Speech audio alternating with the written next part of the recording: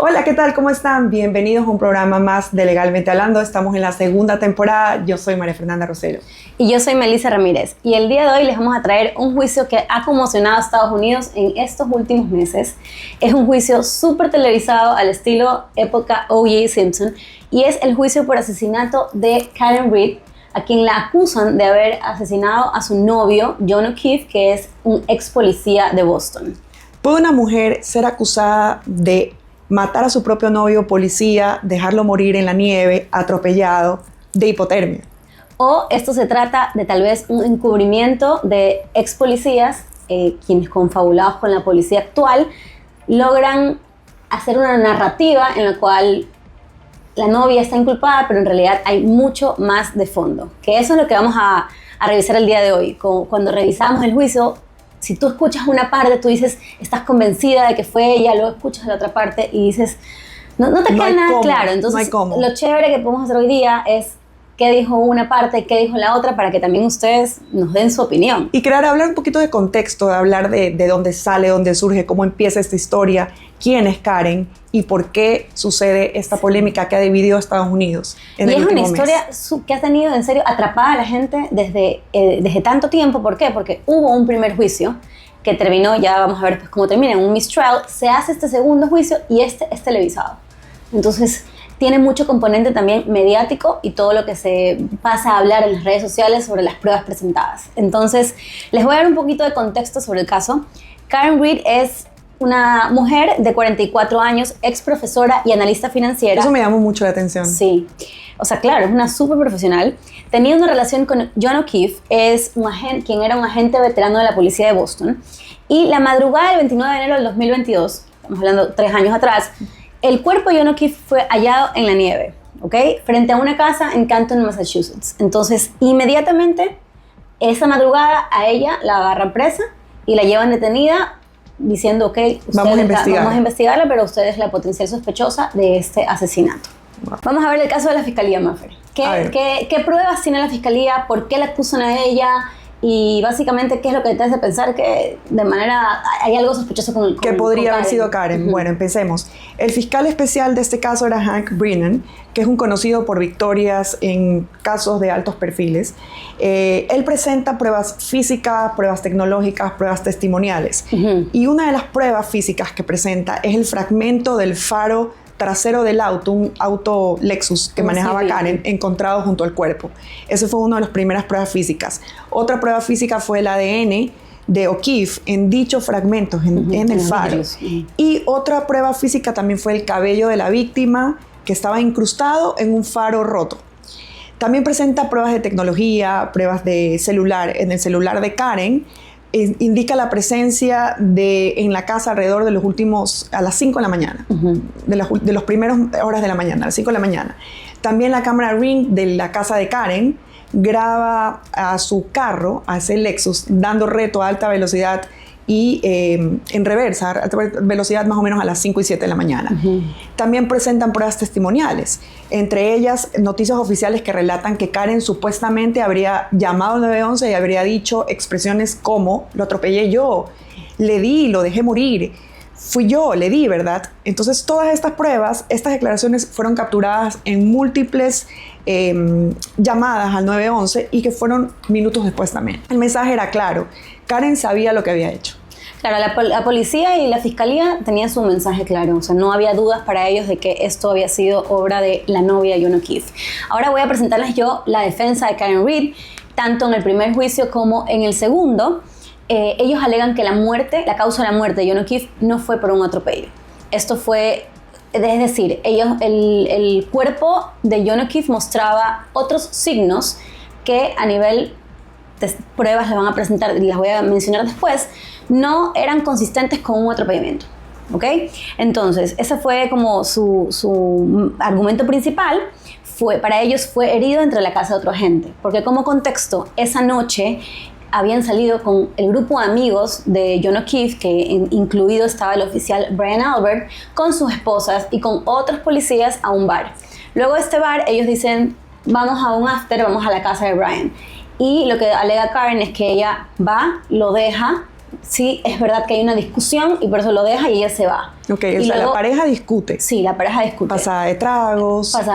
Ella estaba con tragos, lo deja, por eso ella manejaba el no, lo deja, pero para ella lo deja en la casa. Y algo pasa en esa casa, por lo cual ya después el novio no aparece y ella empieza con las llamadas, ella empieza a llamar a las esposas de los amigos con De los los que estaba. policías. Pero a la vez ella luego dice, son ellos los que me están tratando de inculpar a mí. Entonces ya no eran sus amigas, pues, ¿no?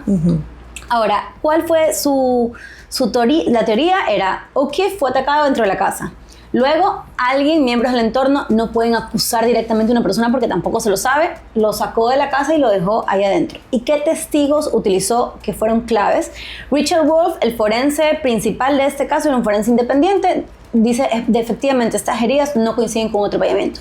Las heridas que él tiene son como unas mordidas. Tiene unas mordidas, sino unos cortes que no van, si te atropellan de esta manera, entonces no tenían sentido de existir en un atropellamiento. Porque no habían golpe huesos, en la cabeza. No había fracturas, no habían huesos, tenían contusiones en la cabeza que no tenían sentido bajo ningún aspecto con un atropellamiento.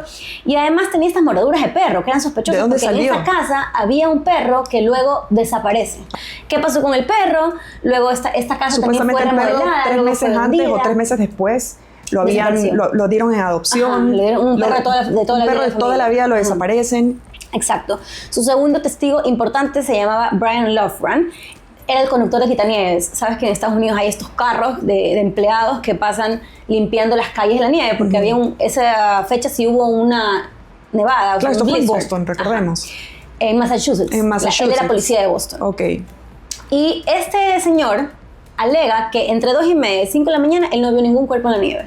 Y que es algo llamativo. Si el señor se pasa limpiando, ve a los lados Claro. y no había ningún O va cuerpo. pasando con la máquina, se puede Eso hasta golpear refuerza con la el teoría cuerpo. de que alguien a partir de las 5 de la mañana sacó ese cuerpo. Y la otra testigo, que en realidad era la investigadora del primer caso, la investigadora inicial, que se llamaba Karen Proctor, que fue muy reactiva y hostil para el jurado. Ellos en la lectura del primer juicio, era una mentirosa, era odiadora, a ella le encuentran mensajes hablando mal de Karen Reed desde el momento 1, indicando que la teoría de ellos era inculparla como sea y como dé lugar. Entonces, este por tipo qué de ella? cosas, exactamente, que ¿Por pistas qué ella? desaparecen. De hecho, nunca se investiga las cámaras Ring de Brian Albert. Es decir, si tú tienes a un muerto en el patio de tu casa, porque es en el lawn, como la parte de afuera, Ajá. ¿cómo no investigas o pides las cámaras Es alrededor? lo primero que debes hacer. O las que Y luego están, las del desaparecen.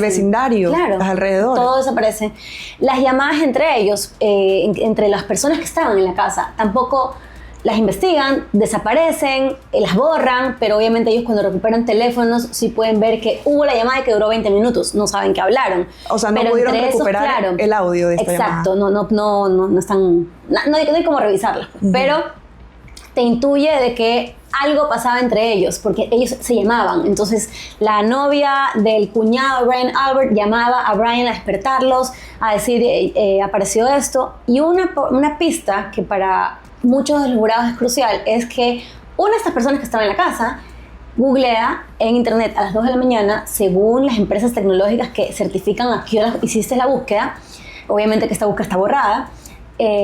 ¿Cuánto tiempo dura un cuerpo en morirse en la nieve? La fiscalía alega que esta búsqueda se hizo a las 5 de la mañana. La defensa de Karen Reed certifica con empresa tecnológica que esta búsqueda se hizo a las 2 de la mañana y eso ya es sospechoso. Entonces, Pero ella dice que en efecto hicieron una búsqueda, pero que la hicieron posteriormente exacto, al fallecimiento. claro, como para ver cuánto tiempo pudo haber estado ahí. Claro, como para culturizarse, ver Claro, cuánto pero tiempo esa iba a hora es demorar. muy clave para el jurado. Vamos a ver cómo fue el juicio. ¿Cómo fue el juicio? Porque les hemos contado que hubo 2 juicios. Claro, hubo 2 juicios. El primero se dio en el 2024 y el jurado no alcanzó un consenso. Nosotros sabemos que para que exista un veredicto, el jurado tiene que todos estar unánimemente de acuerdo. Por eso a veces hemos visto películas en donde se pasan horas de días Que se encierran, están encerrados porque probablemente en un hotel y muchos de ellos dicen, bueno, pero estamos seguros que él es el culpable y hay una persona que no se siempre hay decide uno de cada lado. y dice, no estoy de acuerdo. Entonces ellos no pueden emitir Hasta que hay su una veredicto, unanimidad. no lo pueden emitir si no existe una unanimidad. Y luego varios de estos miembros del jurado participaron en colaboración a la defensa para el segundo proceso. Claro, porque qué interesante es también saber qué pensaban ellos, porque Así es. qué era importante para ellos para también destacar en un segundo juicio. Es una buena estrategia en realidad. ¿Y qué causó esa duda razonable? Exacto. Que impidió que ellos logren un veredicto unánime. Exacto. Bueno, la diferencia nomás entre el primer y segundo juicio es que en este de aquí, la jueza no permitió que se haga una referencia directa por parte de la defensa de Karen Read de que tal policía o los policías hacían un encubrimiento y eran los culpables. Entonces tenía que tratarse de manera indirecta o misterioso de quién habrá sido, no sé, pero no fue ella. Es que decir, no el podías proceso apuntar específicamente era contra nadie. Karen versus el sistema. Exacto. No podía ser Karen versus los policías. No podías inculpar a nadie. Era como no tú podías dijiste. Insinuarlo. Es decir, estabas hablándole al aire. O sea, tu pelea contra el mundo. Se limitó a sus argumentos y a las pruebas. Pero obviamente... Y a ese límite de argumentos que se podía probar antes de llegar a la duda razonable. Claro, sin la duda razonable. Exacto.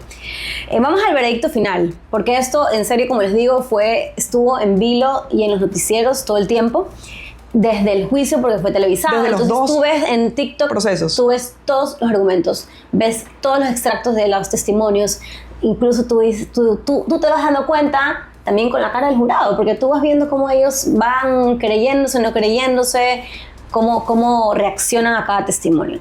El veredicto final, el 18 de junio de 2025, el jurado falló que Karen Read no era culpable de asesinato, tampoco era culpable de homicidio vehicular y el único cargo que le ponen sí es por conducir bajo la influencia del alcohol, porque obviamente ella cuando es detenida le hacen la prueba del alcohol, y se le asignó 1 año de libertad condicional.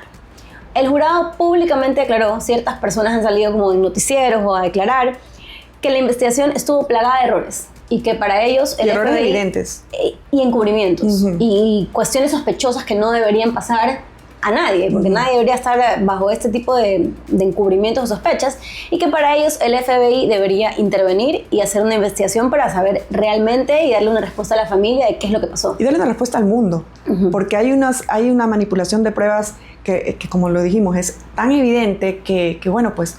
¿Habrá sido a propósito o no? O sea, ¿habrá sido encubrimiento direccionado o una cadena de errores que intuyen a pensar de que inaceptables. Inaceptables porque estamos a cargo de este sistema. Es la policía la que debe velar por nosotros. Exacto. Entonces no es posible que exista una cantidad de evidencias manipuladas, contaminadas, que lleven a un resultado en el cual exista la simple duda de que una persona, una ex profesora de una reconocida universidad, analista financiera, sea culpada y tachada en su honra de haber cometido un delito como tal. Exacto.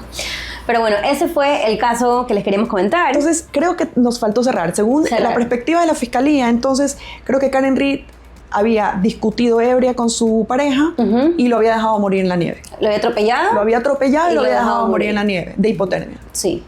Y obviamente la defensa fue, no, algo pasó en esa casa, hay otro culpable que para ellos sí debería ser investigado. De hecho, ya hay un documental sobre este caso en el interín, entre el juicio 1 y el juicio 2, hay un documental. Y cuando ella siempre le preguntan, ¿tú cómo te sientes? Es decir, ella tuvo que vivir esto de luto, porque para ella era su novio, sí, habían discutido, pero era su novio de tanto tiempo. Se fue, se murió. Y verse metida en este caso, para ella, por sus propios amigos, o los que ella creía que eran amigos de su esposo, pero evidentemente para ella algo más pasó. Para Karen su mundo se vino abajo. Exactamente. Definitivamente. Sí. Imagínate a Karen en una... Y para estos años de juicio, y los abogados 2 años son de pro juicio. bono. Increíble. Y todos son pro bono. abogados. Todos sus grupos de abogados son pro bono, y lo que ella ha tenido que pagar es tipo de forenses, pruebas técnicas, todo los gastos, pues obviamente. Claro, gastos procesales. Pero los honorarios de estos abogados que ya están obviamente siendo súper conocidos, tú los tienes a David Yaneri, o sea, algunos... Pero igual el gasto emocional de someterte a un tremendo juicio en el que volvemos a repetir, tu honra, tu si honor, fueras tu ella, nombre. ¿siguieras viviendo en esa ciudad? No. Sabiendo que la policía... No, me hubiera ido. Te puede hacer esto. Y sabiendo que como quedó en el aire, como quedaste liberada de esto, pudiese existir más que nada que como ella queda en libertad condicional, tú sabes que cualquier cosita... Sí. Ella está libre por libertad condicional. Cualquier cosita te puede volver a la cárcel. Y que de la misma forma se te puede incriminar de la misma forma. Exacto. Así como te intentaron ensuciar, también vas a tener la policía aquí atrás. Claro, o te pueden incriminar, obviamente. Exacto. Te pueden framear de un nuevo delito o como tú dices, cualquier mínima cosa la va a volver a llevar a prisión. Probablemente ni vaya a vivir en esa ciudad. Hacerla caer en algún error legal. Exacto. Imagínate a Karen viviendo en Ecuador. ¿Cuál sería la repercusión legal a la cual ella se hubiese enfrentado si hubiese sido sometida bajo la legislación ecuatoriana? Entonces, analizando un poco nuestro Código Orgánico Integral Penal, pues ella probablemente sería juzgada por un homicidio culposo en este caso. Podría haber existido también una omisión de auxilio, podría haber existido fraude procesal, evidentemente, por la contaminación de las pruebas. Y en el caso en el que ella hubiese sido declarada culpable por conducir bajo la influencia, ¿cuál hubiese sido la pena? Simplemente quitarle ciertos puntos de la licencia, suspensión de la licencia y no puedes manejar durante 30 o 60 días dependiendo si eres reincidente o no. Claro, ahí hubieran conjugado varios factores. Varios factores, porque también es conducir bajo la influencia del alcohol más el atropellamiento. Yo aquí lo conversábamos y decía, aquí en Ecuador hubiera sido culpable. Porque uno, no tienes el jurado, que el jurado tiene emociones. Tú siempre que hablamos, decimos que en los juicios también hay storytelling, es cómo lo vendes, qué explicas, qué pruebas, qué duda puedes sembrar. Y aquí es más complicado el hecho de que no tengas el jurado, porque tienes un juez que no va a evaluar ese tipo de cosas. Claro, que se fringe específicamente en la ley. Y de hecho lograron con el storytelling en el primer juicio, lograron quebrar al jurado y decir, bueno, pues no hay un veredicto unánime justamente porque hubo muchas personas que le creyeron a Karen y que dudaron del sistema. Claro, pero aquí tú veías que la jueza no estaba tan convencida de ese argumento. Si hubiera dependido estrictamente de la jueza, probablemente ella hubiera sido condenada. Y eso es lo que yo digo, traerlo aquí a Ecuador hubiera sido muy difícil probar. Karen estuviera tras las rejas, aquí culpable, en la cárcel de La Roca. Solo por el hecho de que no exista el tema del jurado y que tú vayas a luchar contra el sistema. Así es, y que no se pruebe que exista la duda razonable, que influya en el delito en el que se te imputa, ¿no? Exacto. Bueno, yo creo que este es un caso súper interesante y me encanta tratar estos temas nuevos. Bueno, nosotros nos gusta hablar también de casos de crimen real, pero nos gusta saber que estamos arrancando esta segunda temporada del podcast con estas historias. Con una variación también. Tenemos muchísimo que contar. Hemos estado, bueno, pues ya les hemos comentado un poco en el programa anterior, pero hemos estado en una pausa porque queríamos reestructurarnos, queríamos pues arrancar renovadas con un nuevo set. Estamos contentísimas, este ya es nuestro segundo programa.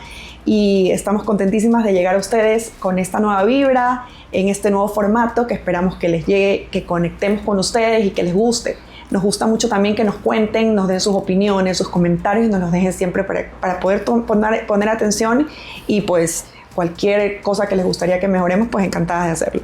Bueno, muchísimas gracias obviamente por estar y volver a la sintonía de nuestro programa. Les vamos a recordar las redes aquí en el videito porque lo que estamos en Spotify, en YouTube y obviamente en Instagram que puedes ver los extractos, así como y en Apple Podcast también estamos. También estamos en Apple Podcast. Ya estamos en Apple Podcast. Bueno, y eso, como dijo María Fernanda, temas que quieran, sugeridos, los recibimos con mucha emoción porque igual nos gusta saber de qué les interesa escuchar. Tenemos una lluvia de ideas que estamos tratando de ver cómo los vamos resolviendo poco a poco, pero bueno, pues vamos a ir subiendo más videos, más contenido para ustedes. Esto es todo, creo, por hoy. Muchas gracias por haber sintonizado nuestro programa. Hasta aquí. Chao. Chao, chao.